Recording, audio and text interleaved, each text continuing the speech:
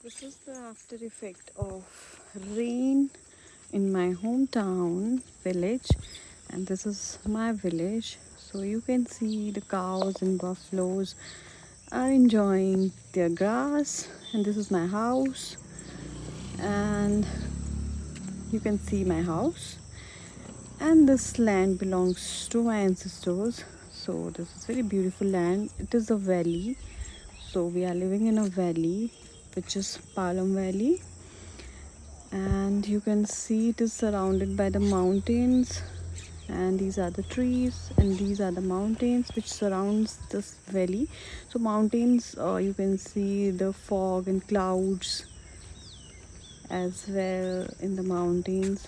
You can see the congress grass, और उसके बाद बहुत ही अच्छे से गावा trees, bamboo trees.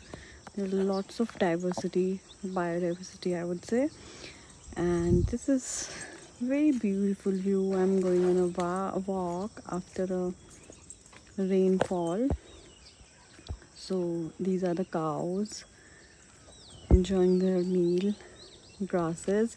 These are the mountains, Dhauladhar mountains. This is the old house, and Dhauladhar mountain range. This is the old house.